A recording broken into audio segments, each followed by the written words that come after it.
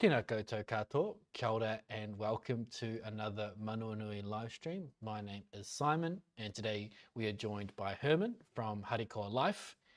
Today we're talking about a white paper or research paper that he has worked together, which investigates some of the costs or the true cost and impact on a imperfect or underperforming disability and support system from a government perspective, and how those costs and impacts relate to disabled people, their families, and just a wider community within New Zealand. I do just want to acknowledge that today well, Tuesday is part of Te Wiki o Te Reo Māori, Māori Language Week, and Manawanui is a proud supporter of Te Reo Māori, especially with our name being a Māori kupu or word. And if you are unaware, the word Manawanui means courageous or to be steadfast, to be brave in the face of adversity. And there is the metaphorical meaning because the word manawa relates to your heart. Nui is a modifier for meaning large. So as you can see that when you're talking about someone with a big heart, you get those adjectives of courage, bravery, and to be steadfast. And I just wonder if and I didn't talk to him about this beforehand, but Herman, as the founder of an organization with a Māori name, I would love for you to share some of the backstory on where the name Harikoa Life comes from. Simon, thank you very much. Appreciate that. Yes, it's Harikoa means joyful. And it is really about how do we provide more joy and really in this context, a meaningful life for people with disability. But I think also as with you've got with Manawanui, it's also about the heart. It's also about driving things together, but certainly with an outcome of being able to deliver more happiness, or joyfulness, not only to people with disability, but also their whānau, is to say, how do we take it from that side? Yes, so it's very appropriate, and thank you for that. Simon speaking. Wonderful. All right. So you have been on our live stream a few times, but I think it would be good just to give a quick recap around what it is your organization is aiming to achieve, and then we'll get stuck into today's topic of discussion. Yes, thank you. So it's Herman speaking. Thank you for that, Simon. Um, Harikawa's, it's our main drive is to bring in inclusive housing to New Zealand. Inclusive housing has been developed, it's been running more internationally. It's probably the most dominant model in a way that produces a much better quality of life for people with disability. And I'll explain a little bit what it's about. The underlying issue is that we've got a daughter with disability, and working with many parents, there's a huge concern from parents and people with disability to say, what is going to happen to our loved ones when we are no longer around? And because at the moment, people are in places very often short term. We find, as in the case with our daughter, people are lonely, they're struggling about social issues and so forth. So I spent quite a bit of time also looking at the international models and saying, but is there a better way of doing this? And the inclusive housing model is, in a way, it's a no-brainer, but it is actually stock standard values. And the underlying values is that of community, where you have a living environment, for instance, a number of homes together, or even with an apartment block together, where the majority of people are people without disability. So it's actually a place of saying, it's a place where we integrate people with disability into a normal, connected community. And they then in the complex itself, they have certainly support services, but it connects them to certainly with an independent life, but also that they have a community around it, and then also they've got the support. So the difference here is it's an overall holistic approach. And interesting again, it corresponds very much with the Maori values. It's about community. It's about the old proverb of saying it takes a village to raise a child. And how do we rub shoulders together?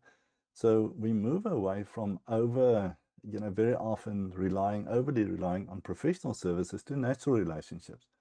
our daughter is not striving for professional services. She wants real friends. She wants people that she can connect with, and that is really what the whole concept is about. Um, and it's about quality of life. So the outcome that we're driving with Simon is quality of life. And Harikoa is it's a charitable trust. And we are now developing the model for New Zealand down to the detail level so that local communities can say, well, I would like to embark on this in my community. It might be Taranaki or so. And we are there to support them and let's drive this as a community initiative. Simon speaking. Wonderful. Very eloquently put there. So you contacted me because you put in a lot of time doing some research, crunching some numbers, and you've come to articulate a point that there is a cost to us and the government with the way things are done currently, and a cost for things if they were to continue as they are. So with that being the sort of summary of today, let's get into it. So how would you like to start? Okay. One of the challenges that we're facing in New Zealand, and that's a real challenge, is the lack of money at the moment. And the government is, the economic situation, the government is in a very precarious situation. I'm saying, how do I fund this? We're talking about housing, disability support, all of the other things that goes around this. And we were also facing the issue of saying, how do we engage with the government in a way that makes sense for everyone?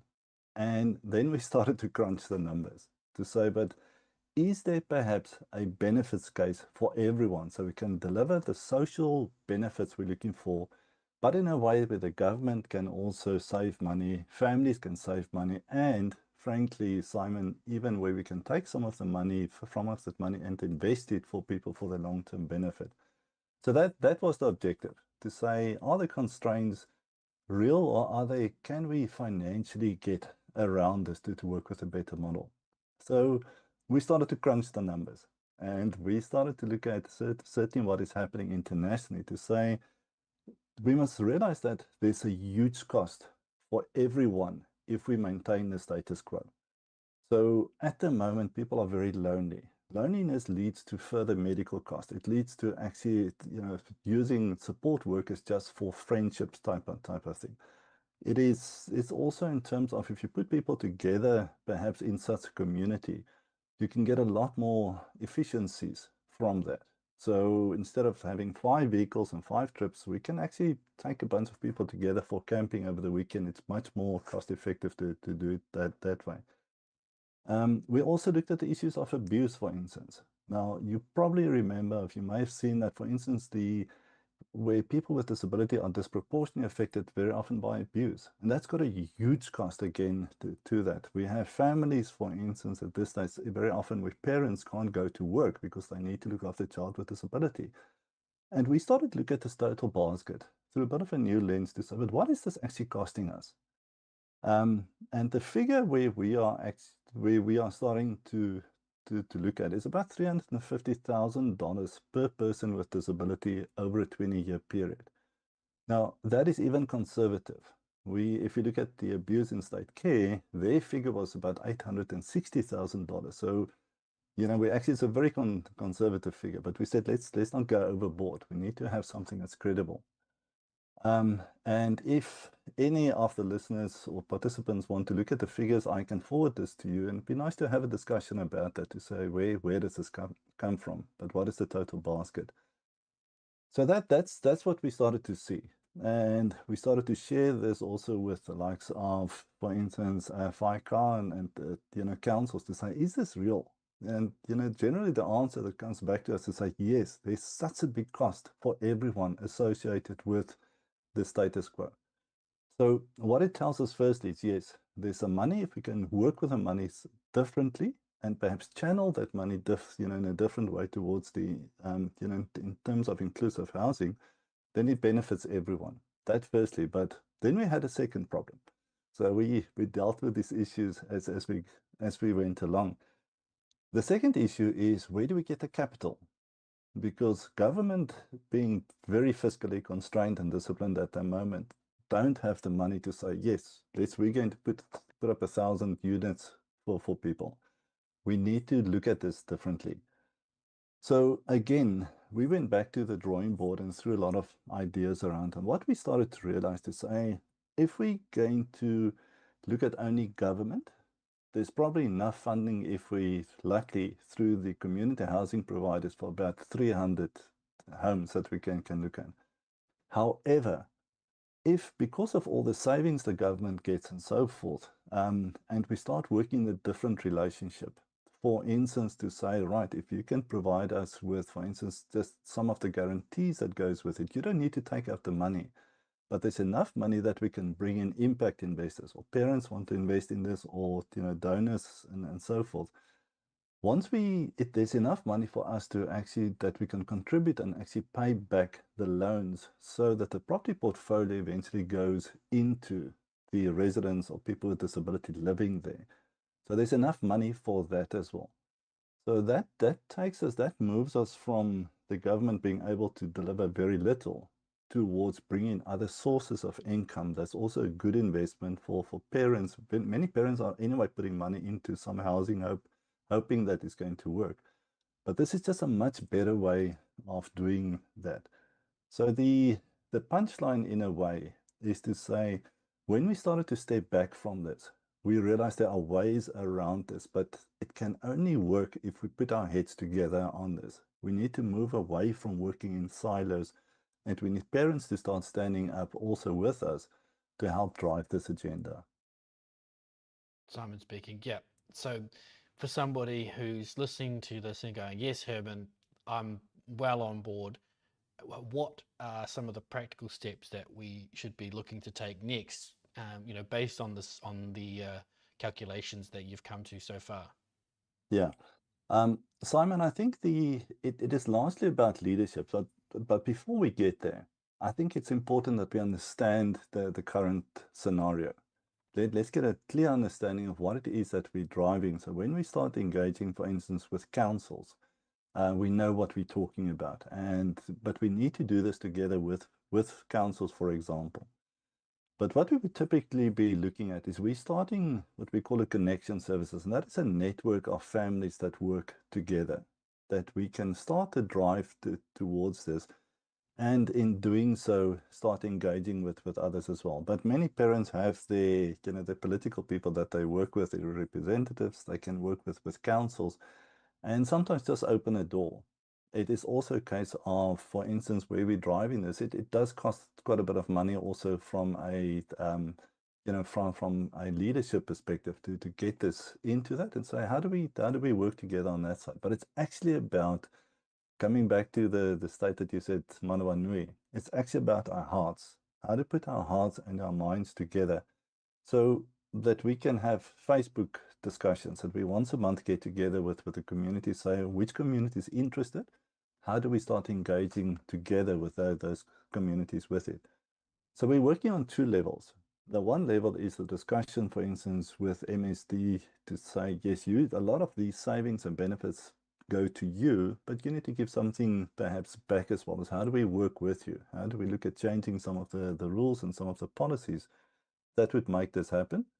But on a personal level, it's about talking to other parents. It's driving, getting momentum about this, and that we as a network of parents and people with disability can start engaging with councils on that level. Because councils, and we've had quite a lot of engagement, for instance, with the Auckland Council, councils want to see this happening. Councils are looking for the social benefit that's going from this, and that is, for instance, the reduction of loneliness, taking people out of poverty and so forth. And I think the slide that I'll send you people can also have a look at what of those benefits are. So councils want to see this happening, but they also don't have the money. So if we can get MSD and we can actually channel some of the money to say, yes, let's work with councils and make it happen. This is not the financial issue, and I know this sounds callous perhaps, and I don't want to be arrogant about this at all. But it's really starting to say to us, money is not necessarily the main thing that stops us from doing. It's actually about culture, it's about systemic issues that we need to address, and that we need to take up as parents. Because frankly, as a parent myself, we don't have a choice. We need to change this, and I think we need to start taking the the boundaries or the hurdles that we're facing, let's start taking them out of the way and do something that's better for our children with disability. Simon speaking. Thanks, Herman. So, if you don't mind, let's get into some of those challenges. What are some of those things that you're asking parents to call out and to work together to remove? I think there are quite a few things. The one is what we find is fragmentation. Is very often I find myself as a parent sometimes need to form the bridge between donors and, for instance, the council, because the councils, fragmentation means everyone wants to work in a little silo.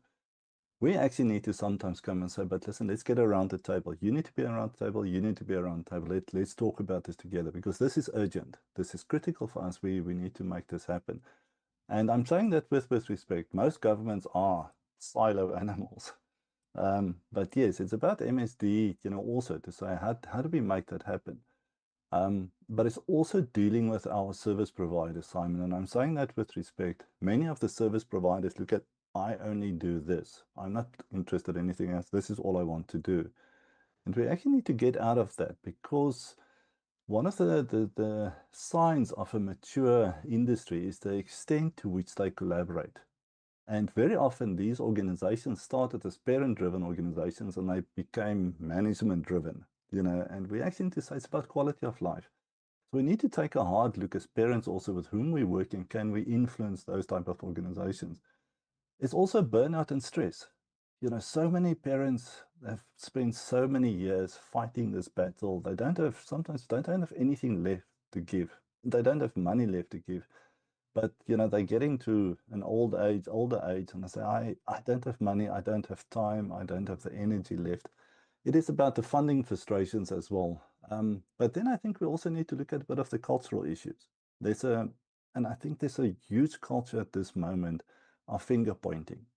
Everyone's blaming everyone else. And the government, what they do is being politicians, is they just go into cover. They don't necessarily do anything different. They just want to look good, but not necessarily do anything. And I do think we need to look at this finger. I mean, finger pointing at the moment is becoming so prevalent and it's not leading to anything else. We actually need to bring people, and that's a personal leadership side. And even on the last point, I think I'm going through quite a few things here, but the last one is people are sometimes afraid, parents particularly, to say, but if I'm going to step up and say we need to do things better, am I going to upset my service provider? Because I'm afraid they're going to, to withdraw and not support me. There's such a shortage of support. So there is a bit of a fear thing as well. And I think, we need to look at that and say, but how do we step up in a way that makes a difference, in a way that we bring the whole sector with us, which is important here. Simon speaking. Thanks, Herman. I think there's a few things that I really agree with and want to just highlight and provide my thoughts on, especially the comment around silos and fragmented supports. Um, it is persistent and it's been something that has been identified for a long time. And I'll link to the Enabling Good Lives principles and that framework and the work they've been doing to try and overhaul the disability support system in New Zealand. And what I really resonate with them is the thought of having many doorways um, to one system, so that if a disabled person turns up at MSD looking for a disability allowance, that is their doorway in. They get referred on to their NASC where they're getting their support in the community. They get all of the ORS support that they're available to, and all of the agencies just fall into place around them because they've made that one entry point, and the MSD office that they walked into has been fully trained on how to connect those people to every other resource around them. And that is the gold standard of what the Enabling Good Lives are trying to achieve, is that ability for a disabled person to just say to anybody, hey, I need help, and then the help is then assembled around them, rather than what you hear currently of people having to ask every single person, going searching all on their own to find all the bit of information available or all the support they're entitled to. Um, I mean, I don't have the answers, but all I can say is I encourage people who are listening to try and advocate for the removal of those silos, to talk to your providers and those organizations that you deal with, to encourage them to make connections with the rest of the disability community, so that those pathways are much easier for the next person. And you might, you might not have to be, or might be the last person to have to go and find that information out yourself.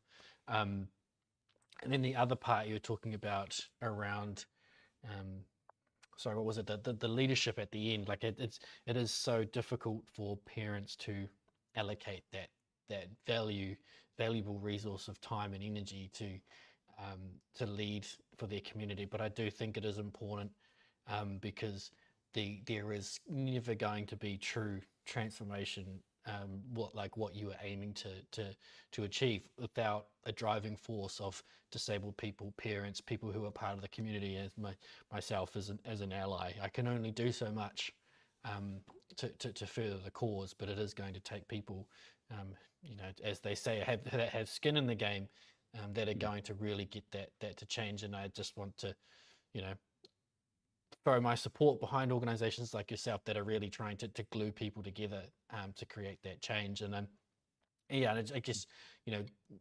what is next? How do people get in behind you Okay. to further this along?